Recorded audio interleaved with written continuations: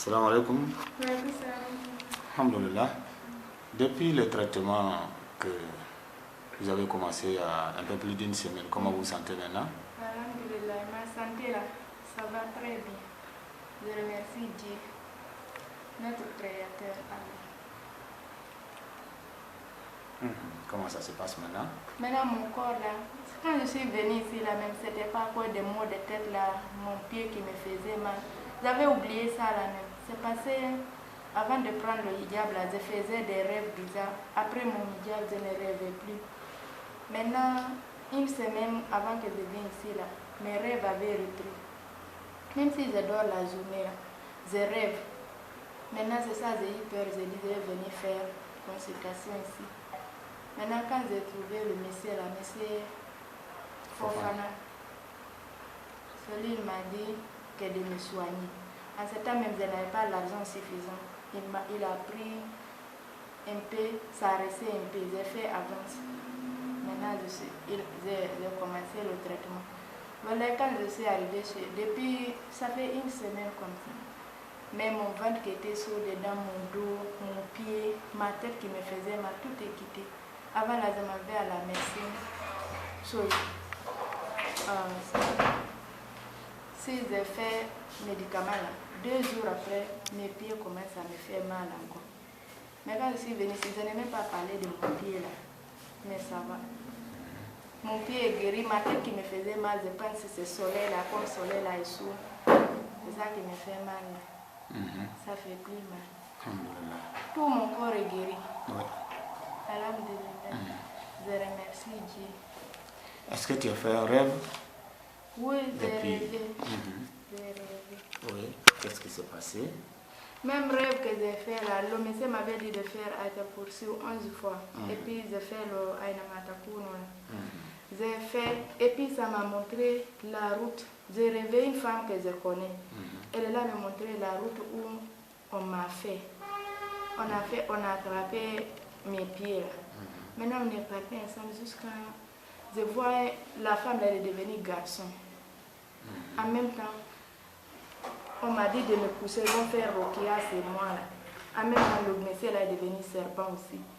Il m'a avalé de la tête jusqu'à ici, sur mon poitrine. Et puis, je pensais que je suis mort dedans. En même temps, le serpent là s'est explosé. Je me suis réveillée, j'ai dit, ah, le serpent est mort. Heureusement que le serpent est mort. Vous voyez? Alhamdulillah, oui. D'accord. Donc maintenant, tous les maux, toutes les maladies, au traitement d'une semaine, toutes les maladies sont parties, c'est disparu. Voilà, je ne parle pas nom de Dieu, je ne parle pas nom de vous. Parce que moi je suis en hijab, je ne souhaite pas mentir. Je parle à cause de Allah. Je sais que même sur votre papier là, carnet que vous m'avez donné là, quand j'ai lu ça, moi-même j'étais contente que c'est Allah qui guérit. J'étais fière. Je sais que Allah là, il existe. Parce que moi là, c'est lui-même il m'a guéri. Parce que mes problèmes là, si je parle aux gens, j'ai mal ici, tout le monde me dit que c'est coco, c'est ça là. J'ai fait médicaments mais ça ne me soigne pas. Maintenant, le rêve que j'ai fait là, voilà, depuis, ça a fait quelques jours seulement, 3 jours comme ça, je rêve. Et puis ma soeur m'a parlé de ici, je suis venue. Depuis là aussi, si je n'ai pas fait Aïna Matakuno là, je ne rêve pas.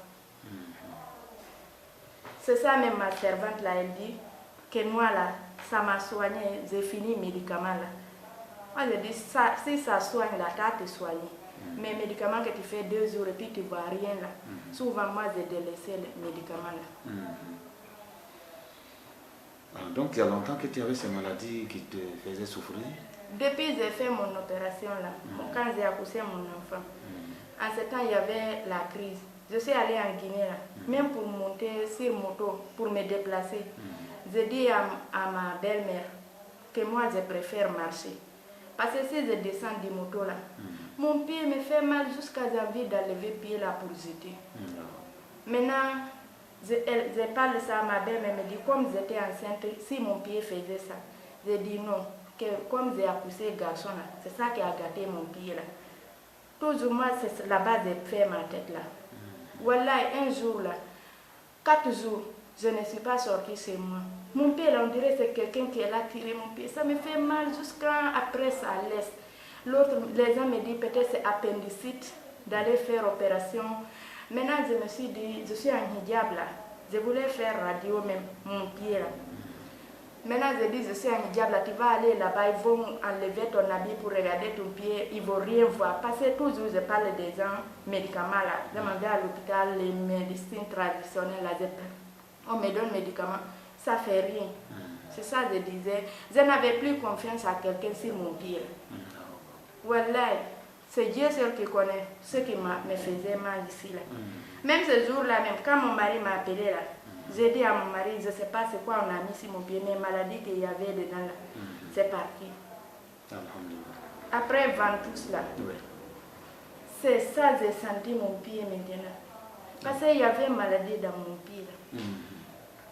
Maintenant quand il a fait le captage, c'est ça le génie a dit, que c'est eux qui ont attrapé. C'est ça, je me souviens même là, maintenant mon pied là, ça me fait mal même.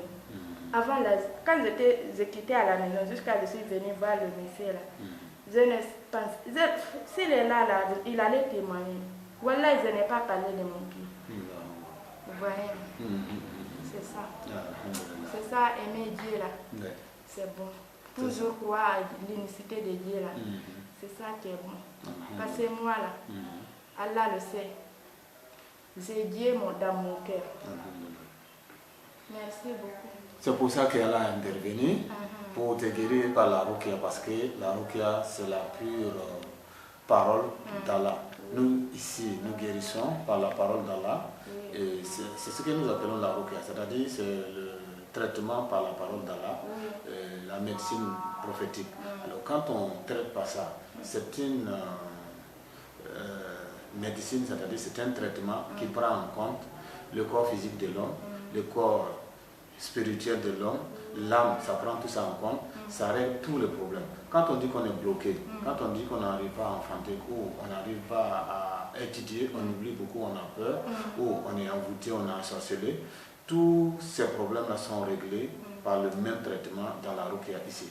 Machallah. Donc, c'est comme ça, les gens trouvent tous des guérisons ici. C'est seulement pas vous, mais des milliers de personnes qui passent ici, tout le monde est satisfait comme ça par sa manière. D'autres viennent parce qu'ils n'arrivent pas à enfanter. Il y a même des médecins qui viennent ici qui ont des problèmes d'enfantement. Des médecins. Et souvent quand on leur pose la question, la médecine moderne dit quoi? Il y a quelques jours de cela, il y a un médecin qui est venu avec sa femme. Ça faisait 12 ans qu'ils ne sont pas, qui sont mariés, ils n'arrivent pas à enfanter. Et j'ai dit, la médecine moderne dit quoi? Il dit, ah, moi-même je suis médecin, mais médicalement, il n'y a pas de problème. Bon, il dit, ok, si vous n'arrivez pas à solutionner, la parole d'Allah, nous traitons avec ça, ça va régler votre problème. Il y a aussi un monsieur qui est dans la salle qui attend. Lui aussi, ça fait quelque chose de 14 ans, il est marié avec sa femme. Et là, depuis l'année passée, ils sont venus ici pour nous consulter. Alhamdoulilah, après quelques mois, ils nous ont invités. On allait faire leur baptême. Et le monsieur continue de nous rendre visite ici avec sa femme. Les bébés, là, tout se passe bien. Il y a aussi d'autres. Et quand ils gagnent un peu d'argent, ça se gâte. L'argent, bien souvent, quand on appelle d'autres, il a tous les diplômes, et quand on l'appelle pour venir travailler quelque part, il arrive, il y a quelque chose qui se passe, on ne va pas le prendre. Il y a d'autres aussi, c'est le problème du mariage. Quand on parle de mariage aujourd'hui, au début on te voit, on parle de mariage, mais après quelques jours, ça se gâte. Il y a quelqu'un d'autre qui va venir encore, on reprend. Subhanallah, il y a quelques jours, une très belle fille est venue ici. Je lui ai demandé, elle est venue parce qu'elle n'avait pas trouvé de mariage. J'ai dit, mais pourquoi tu ne te maries pas? Est-ce que c'est parce que tu tries beaucoup? Elle dit, non, voilà, que ça fait 8 ans. Si tu vois sa beauté, elle ne manque pas quelque chose physiquement ou financièrement, elle a tout. Elle dit, ça fait 8 ans, il n'y a pas un homme qui m'a abordé pour me dire, bonsoir ou bien bonjour ma soeur, comment tu t'appelles? Ça fait 8 ans. Et c'est les djinns qui se marient avec les femmes, ou bien souvent avec des hommes. C'est des créatures comme nous. Ils se marient, ils font des enfants, mais il arrive qu'ils tombent amoureux des humains, et comme ça, ils font aussi des jalousies. C'est-à-dire, l'homme qui va venir vers toi, ils vont lui dire non, ils vont faire tout pour mettre des barrières, donc, et ils vont rester là comme mari, comme femme. Et ils ne sont pas bien. C'est des personnes, ces djinns mécréants là, c'est des personnes à brûler ou convertir. Nous, d'abord, d'abord dans le premier moment, on cherche à les convertir. C'est les djinns ou bien c'est la sorcellerie qui les utilise. Et puis, les sorciers ne peuvent pas travailler sans les djinns. Quand les sorciers font leur acte satanique, ça appelle les djinns. Ça appelle les djinns démoniaques. Et ce sont ceux-là maintenant qui sont chargés à transporter leurs mauvaises actions pour aller déposer dans le corps des gens pour les rendre malades, dans les boutiques des gens pour que ça ne marche pas, dans les chantiers des gens pour qu'ils ne puissent plus construire. Et c'est comme ça que ça se passe. Donc, alhamdoulilah, heureusement que nous sommes là. Masha'Allah, nous traitons par la parole d'Allah. Nous déconseillons aussi les gens à ne pas faire des sacrifices aussi pour les djinns. Alors donc, on fait des sensibilisations. Nous parlons à la télévision, à la radio, dans les journaux. Nous essayons en tout cas, même dans les mosquées, on fait aussi des prêches dans les mosquées, aussi des prêches publiques, pour essayer vraiment de toucher le maximum de nos frères et sœurs, pour qu'on quitte le chemin de Satan et puis adorer Allah subhanahu wa ta'ala. Donc merci ma chère pour le témoignage que vous avez partagé avec nous. Salam alaikum wa rahmatullahi wa barakatuh.